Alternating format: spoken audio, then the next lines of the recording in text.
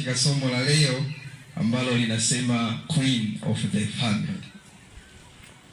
Nimesemaje? Queen of the Family. Tunasema malkia wa familia. Malkia wa familia. Malkia wa familia ni nani? Tutaenda kumfahamu leo. Watu najua kuna mfalme sasa. Ukiwa tunasema siji kinyume cha mfalme inakuwa nini? Eti kinyume cha mfalme ni nini? Malkia. Jamani, yani jibu nimeshawapa, hata kujibu tu hamwezi. Basi niwakaribishe tena katika mikutano ya siku hii ya leo. Jana tulijifunza kuhusiana na habari ya hatua ya awali katika ustawi wa familia. Tulijaribu kuangalia mwanaume ana majukumu gani katika familia na ni nini yaweze kufanya ili kuweza kuboresha familia na kuifanya iwe na misingi mizuri. Na pia tukaona ya kwamba mwanaume ndiye anayefuata baada ya Kristo. Sasa katika siku ya leo tunaenda kuangalia malkia wa familia. Malkia wa familia na majukumu gani katika familia? Yapo mambo kadha wa kadha ambayo hata hatuwezi tukayamaliza, lakini kwa siku ya leo tutaangalia mambo machache tu ambayo mwanamke anapaswa kuyazingatia katika familia ili kuifanya familia iwe yenye furaha na upendo pamoja na ustawi ulio mzuri, watoto wenye furaha, mwanaume anayependeza, anayevutia hata akiwa nje na mambo mengine kadha wa kadha. Tulisoma katika kitabu kile cha Waefeso sura ile ya 5 mstari wa 22 na hadi ule wa 24. Lakini leo pia tutasoma Petro wa kwanza sura ile ya 3 mstari wa kwanza hadi wa 6. Hebu tusome kidogo kwanza ile Efeso 5:22 tuone sasa mwanamke anapaswa kuanza na nini katika familia, ili vitu vingine baadaye ndipo tuweze kuviangalia. Soma. Efeso ndio. Efeso ngapi? Efeso 5:22. Efeso 5:22 neno la Bwana linasema, enyi wake watiini waume zenu kama kumtii Bwana wetu. Tufumbe macho tuombe. Baba yetu na Mungu wetu mtakatifu, tunakushukuru sana katika masaa ya jioni ya leo. Endelea kudumu pamoja nasi, tufundishe tuweze kufahamu majukumu yetu katika familia zetu. Tunaomba kwa imani katika jina la Yesu. Amen. Enyi wake watiini waume zenu. Jana si mlikuwa mnawashangaa wanaume, leo ni zamu yenu, ndio msikilize kwa makini. Wakati Mungu anatoa mamlaka katika familia, mwanamume alimweka kuwa wa kwanza. Hilo tunalifahamu. Jana tulijifunza tukaona ya kwamba wanaume wawapende wake zao, lakini leo tunaambiwa wanawake wawatii waume zao. Nyie si mlikuwa mnadai haki ya kupendwa, sasa na nyie mtii. Bwana Yesu asifiwe. Amina. Sio tu mpendwe alafu utii, hamna. Utii sifuri, ni kitu zero. Kwa hiyo mwanamke anapaswa kutii kwa mwanaume, isipokuwa katika vigezo kadhaa. Leo tutaviona. Mwanaume kuna wakati mwanamke usitii. Ili tunaelewana vizuri. Hebu tupungieni mikono kama tunaelewana. Kuna wakati mwanamke ukosi kumtii mwanaume ikiwa amefanya nini? Leo tutaona. Tusome Petro wa kwanza sura ya 3 mstari ule wa kwanza hadi wa 6. Tuangalie vitu kadhaa hapo. Soma. Waraka wa kwanza wa Petro ndio 3 mstari wa kwanza hadi 6. Soma. Kadhalika ninyi wake ndio watiini waume zenu kusudi ikiwa wako wasioliamini neno wavutwa kwa mwenendo wa wake zao pasipo lile neno. Mstari wa 2 ishia hapo kwanza. Sasa wanawake, unajua mwanamke akimtii mwanaume na akaenda katika mwenendo ulio mzuri, kuna wakati mwingine mwanaume hata kama ana mwenendo mbaya, anavutwa na ule mwenendo wa mwanamke, kisha anabadilishwa. Wewe kama huamini, hebu nenda kafanye kama mwanaume wako huenda ni mtabangi, ana kunywa pombe, haeleweki, yani shambani linarudi saa 2 kama litoto. Jana tulisoma Unatakiwa uwe kama mtu mzima. Ukishakuwa mwanaume kwenye familia, uwe kama mtu mzima. Jana tulisoma mambo ya kitoto tumeacha, umekishakuwa mtu mzima, mwanaume. Wanaume mnisamee, maana jana tulimalizana jana nagusia tu kidogo. Endelea kusoma msomaji. Mstari wa 2. Ndio. Wakiutazama mwenendo wenu safi na wahofu. 3. Ndio. Kujipamba kwenu kusiwe kujipamba kwa nje. Yaani kusuka nywele. Ndio. Na kujitia dhahabu. Na kuvalia mavazi. Bali kuwe utu wa moyoni usioonekana katika mapambo yasiyoharibika. Yaani ndio roho ya upole na utulivu. 6 umemaliza? Bado. Malizia. Roho ya upole na utulivu ndio ile ya thamani kuu mbele za Mungu. Mstari wa 5.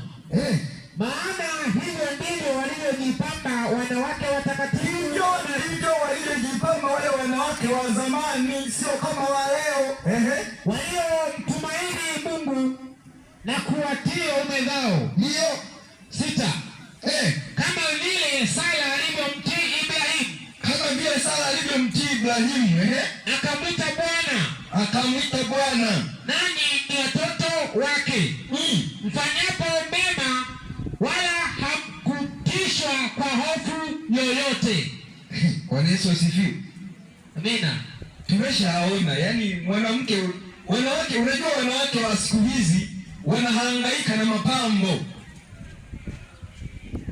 Yani kama ni nywele zitafungwa mpaka utashangaa hivi zimefungwa kamba au zimefungwa nini? Anahangaika na mapambo ya nje badala ya kutengeneza utu wa ndani ili ilinde familia yake. Hivi itakufaidia nini mwanamke ukipendeza lakini kila siku ndani unagombana na mume wako? Itakufaidia nini? Itakusaidia nini? Wanawake si ninawauliza. Hamsemi leo, hamsemi. Unajua Mungu wakati anatoa maagizo, unajua Paulo alipewa mamlaka kuwaongoza watu wa kule Efeso. Ndio maana kwenye Petro ya pili tunaona Biblia inatuambia unapojipamba mwanamke, jipambe huku ndani ya moyo. Unapamba kilimwili ambalo linakufa. Unakuta watu wanataka abadilike hadi rangi. Ni mweusi anataka awe mweupe kama karatasi. Achana na hayo mambo mwanamke, wewe umewekwa maalum kwa ajili ya kulinda familia. Achana na habari ya kupendeza, wewe unashughulika na kupendeza. Sijakwambia usioge.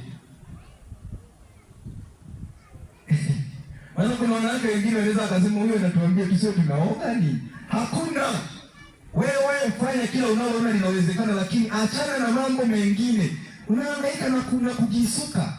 Unahangaika na kubadilisha rangi ya ngozi. Hilo sio kusudi ambalo Mungu ametuletea katika huu ulimwengu kama wanawake kwenye familia zetu. Mungu ametuleta maalum kwa ajili ya kuzilinda familia, wanaume kuwalinda, wapendeze muda wote wanapotoka kwenda hata kazini, basi amependeza. Ili unajua kwamba kipimo cha mwanamke mwenye bidii kwenye familia yake ni kwa mume wake. Yaani sisi tukishamwangalia tu mwanaume tukaona anatembea kama vile hataki kwenda anakoelekea, nasema hapa kuna shida kwa mwanamke. Ukimwona mwanaume anatembea kifua mbele alafu ana furaha zote, hapo unajua tu tayari mwanamke yuko imara kwa familia. Sasa wewe mwanamke usije kaninukuu vibaya, nasema kwa hiyo wanaume wote ambao wana huzuni sisi hatuko vizuri, usije kaninukuu vibaya. Wengine huenda wanaume wao wanajitakia wenyewe. Lakini sikiliza nikwambie, achana na yale mambo ya makeup, sio unapaka rangi nyekundu kwenye midomo. Hiyo rangi nyekundu itakusaidia nini? Eti utabadilisha nini kwenye maisha yako? Ukishapata hiyo rangi nyekundu, mwanaume atakupenda. ila wapo wanaopenda, nao ni wajinga. Yaani mwanaume unampenda mwanamke kwa sababu amepaka rangi nyekundu kwenye mdomo, na wewe mwanaume wa namna hiyo ni mjinga tutakuita. Maana haujui kusudi ambalo Mungu ametuwekea duniani. Wewe umeumbwa alafu unaweza kujiumba na wewe. Acheni tapeli. Bwana Yesu asifiwe. Kuna mambo kadhaa ambayo tunapaswa kuyazingatia kama wanawake kwenye familia zetu. Jambo la kwanza, mwanamke unapaswa kuwa msafi wa kiroho na kimwili. Bwana Yesu asifiwe. Hata msiposema mimi nitasema. Mithali 22 mstari wa 11. Soma hapo haraka msomaji. Mithali 22 mstari ule wa 11. Mithali 22:11 inasemaje? Mstari wa 11. Neno la Bwana linasema, apendaye usafi wa moyo na neema ya mdomo mfalme atakuwa rafiki yake. Haya, nenda tena 23 mstari wa 7 usome. 23 mstari wa 7. Ndio. Neno la Bwana linasema, maana aonavyo nafsini mwake, aonavyo kwenye nafsi yake, ndivyo alivyo. Akuambia haya, kula kunywa, wake haui pamoja nawe. Umeona sasa? Wanawake, ili unajua nikwambie kitu kimoja. Jinsi unavyofikiria kwenye akili yako ndivyo ulivyo. Mwanamke, sikiliza kwa makini. Unachokifikiria kwenye akili, yani unafikiria hivi, niende nikachukue yale sijui mnayahitaji, sijui. Ila ni yale makamba wanaochukua wasuke nywele, sio wafanyaje? Sijui wanahitaji. Sio wanaita sijui mawigi. Mnaita mawigi. Sijui wanahitaji. Sasa unapokuwa unafikiria kabla hujaenda kufanya lile tendo, maana yake baadaye yatakuja kutokea hayo matokeo katika maisha ya kimwili. Ndio maana tunazungumza hivi, unapaswa kuwa safi kiroho na nini na kimwili. Maana yake usipokuwa safi kwenye mawazo yako, matokeo yake yataonekana kwenye maisha ya kimwili. Bwana Yesu asifiwe. Amen. Sasa wewe mwanamke unapambana na kufikiria mawigi ya nini sasa? Alafu wengine wanawake wa siku hizi wamekuwa na tabia ya kutafuta vinguo ambavyo akivivaa aonekane shepu lake alivyo. Hili ninasema yani nawaambia kabisa, mwanamke yeyote ambaye anafanya hivyo kwa lengo la kumvuta mwanaume ni mjinga. Bwana Yesu asifiwe. Ni mjinga, maana yake hajui anachokifanya. Mwanamke unahangaika na kuvuta mwanaume, hata kama bado hujaolewa, wewe ni mjinga. Huwezi ukafanya upumbavu kama huo. Bwana Yesu asifiwe. Bwana Yesu asifiwe. Jana si niliwaambia upumbavu sio tusi, mbona mnanuna sasa? Kwa hiyo tunapaswa kutambua ya kwamba kusudi letu ni nini. Mwanamke unahangaika na vitu ambavyo ni vya ajabu. Sikiliza sasa nikwambie. Soma msomaji. Soma Warumi 8 mstari wa 5. Warumi 8 mstari wa 5. Anzia 5 hapo. Soma, nitakwambia uishie wapi. Warumi 8 mstari wa 5. Neno la Bwana linasema, ndio, kwa maana wale waufuatao mwili huyafikiri mambo ya mwili, bali wale waifuatao roho hufikiri mambo ya roho. Mstari wa 6. Hebu soma wa 9. Mstari wa 9, neno la Bwana linasema, ndio, lakini ikiwa Roho wa Mungu anakaa ndani yenu, nanyi hamfuati mwili, bali mwaifuata roho. Ndio, lakini mtu yeyote asipokuwa na roho wa Kristo, kitamkuta nini? Huyo sio wake. Ishia tu hapo. Yaani mwanamke yeyote anayehangaika na hayo mambo, wewe anza tu kujifikiria, hivi mimi kwenye moto nitaenda kuunguaje? Nitakuwa nageuka kulia na kushoto? Hayo ndio mambo unayopaswa kuyafikiria kama unafanya hivyo. Na kama unataka kupona, familia yako ipone pamoja na wewe upone, wote muingie mbinguni. Achana na hayo mambo. Unavaa tu bisketi vifupi, unataka tuone hadi mapaja yako. Ya nini sasa? Halafu wengine ni wanawake kabisa, wapo kwenye familia zao, mama mzima na watoto mwingine hata watatu, na hangaika na bisketi vifupi. Yaani Bwana Yesu asifiwe. Leo nimekuwa mkali Amna. Mjiache sasa. Maana Biblia inatuambia tunapaswa kwenda kwenye mwenendo ulio mzuri.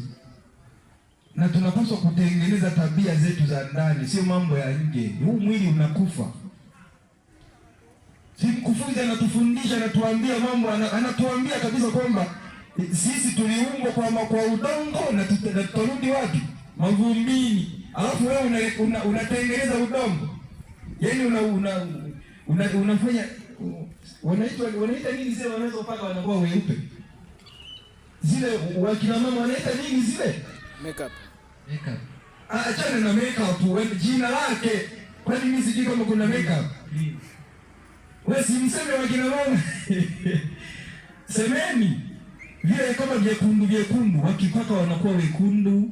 Ukimwona kama vile yani ametoka sijui Ulaya. Achaneni na hivyo mnapotoka tu. Tuangalie kitu kingine. Mwanamke anapaswa kuwa mwaminifu. Sikiliza. Wakati naelezea nenda Wakorintho wa kwanza 4 mstari wa kwanza. Unajua wanawake wengine wanakosa uaminifu kwenye familia zao. Yaani kila jambo lililotokea kwenye familia anaenda kusema kwa jirani. Mume wangu, unasikia shoka, mume wangu amesema atanunua gari. Wewe huo ni umbea. Sasa mambo ya familia yako unapeleka njia gani? Mwishowe mume wako asikie, ndoa iingie kwenye mgogoro. Usiseme tu kila kitu, fikiria kwanza naenda kusema nini. Na unatakiwa uangalie mwanaume wako yupo ni wa namna gani. Unajua watu tuko aina tofauti. Mwingine ana hasira za karibu, mwingine yaani akikaa kimya ndo amekaa kimya. Ukiongea maneno 10 yeye anaongea neno moja amemaliza. Sasa wewe unazungumza tu kila kitu nje. Mwishowe aje asikie aje aanze kukuambia hivi wewe nimesikia kwa jirani si unamwambia ni tunanunua gari. Hiyo gari aliyowaambia unanunua nani wewe ya? Soma msomaji. Wakorintho wa kwanza sura ya 4 mstari wa kwanza. Wakorintho wa kwanza sura ya 4 mstari wa kwanza, neno la Bwana linasema, ndio mtu atuhesabu hivi kuwa tu watumishi wa Kristo na mawakili wa siri za Mungu. Na mawakili wa siri za Mungu. Hivi unajua kuweka siri kwenye familia yako. Nikwambie kitu kimoja. Sehemu ya familia ndio maana tunaita ni mbingu ndogo. Familia ni mbingu ndogo. Sasa kuna wengine ni sehemu za jehanamu. Yaani familia imekuwa kama jehanamu wengine. Familia ni mbingu ndogo. Furahini siku zote kwenye familia. Sasa nyinyi mnagombana tu kila siku. Siri unatoa tu siri za kwenye familia. Mume wangu ni mkali, sijui amefanya nini. Tengeneza ndoa yako, acha kukimbilia kwa majirani. Bwana Yesu asifiwe. Amina. Nakwambia mwanamke si mwanaume. Mithali 9. Tunaenda kumalizia. Soma hapo Mithali 9. Mithali 9 mstari wa ngapi? Mstari wa 13. Mstari wa 13. Neno la Bwana linasema, ndio mwanamke mpumbavu hupiga kelele. Mwanamke mpumbavu hupiga kelele. Sijasema mimi. Biblia ndio inasema mwanamke mpumbavu. Hebu tumwangalie sasa huyo mwanamke mpumbavu ni wa namna gani? Mwanamke mpumbavu hupiga kelele. Ndio. Ni mjinga hajui kitu. Ni mjinga ambaye hajui kitu. Ndio. Endelea. 14. Hukaa malangoni pa nyumba yake. Yani huwa anakaa, yani kama ni nyumbani, anatoka kiti nje, anakaa nyumbani kwenye malango yake. Alafu anafanya nini? Hukaa mlangoni pa nyumba yake, ndio, juu ya kiti mahali pa mjini palipoinuka. 15. Ndio, apata kuwaita wapitao njiani. Yani kama mwanamke yako kapumbavu na kajinga ambako kaelewi, kanakaa nje kwenye nyumba, kamekaa, kila mtu anayepita kanataka kanamtazama, hii kafanya nini? Hebu soma. Apata kuwaita wapitao njiani, anawaita waendao moja kwa moja katika njia, wanaoenda moja kwa moja kwenye njia zao. 16. Ndio, kila aliye mjinga na aingie humu. Kila aliye mjinga na aingie humo. Yani yule mjinga, yani mjinga anamuita mjinga, alafu anaenda kwa mjinga. Nimeeleweka? Walioelewa tupungeni mikono. Bwana wabariki. Endelea au jamalizi? Naendelea, anasema ndio, tena amwambia mtu aliyepungukiwa na akili. Aliyepungukiwa na akili anamwambiaje? Maji yaliyoibiwa ni matamu, na mkate ulioliwa kwa siri narudia. Ndio. 7. Maji yaliyoibiwa ni matamu, na mkate ulioliwa kwa siri kupendeza. Ishia tu hapo. Sikiza nikwambie. Hivi unajua Sulemani alikuwa anatumia mafumbo, lakini ni vitu ambavyo vinaeleweka. Mwanamke upo nyumbani kwako, umekaa nje, mwanaume hayupo. Kila mtu anayepita barabarani unaye. Shemeji, karibu, njoo nyumbani, sijui nani. Kila mtu unamuita. Alafu ukimuita unaanza kumwambia, unajua mume wangu hayupo, kwa hiyo njoo tu nyumbani tukae tupige story. Ndio tafsiri yake. Unaita tu ovyo. Sikiza niwaambie wanawake, huo ni kukosa uaminifu. Mume wako akiwa hayupo, kwa sababu kuna kama mtu kengine kameanza kuonyesha upendo kwako, na wewe unaanza kuvutiwa huko.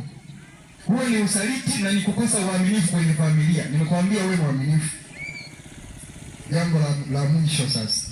Mama ni malkia wa familia, hivyo anapaswa atambue maadili ya watoto na mume wake nyumbani. Hilo ni jambo la mwisho. Kila mwanamke aliye katika familia yake lazima atambue ya kwamba ana jukumu la kuwalea watoto, lakini pia na mume wake. Bwana Yesu asifiwe.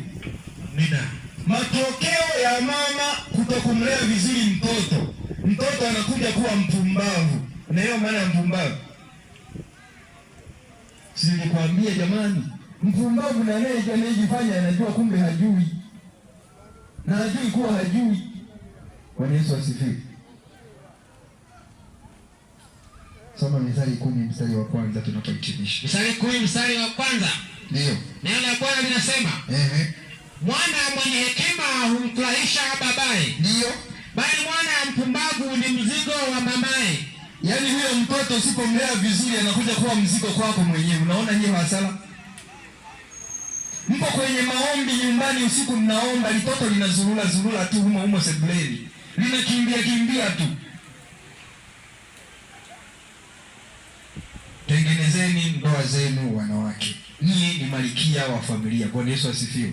Amina. Mwisho kabisa niwaambie ya kwamba wanawake nyie ndio mna dhamana kubwa katika familia. Simjipe amina sasa.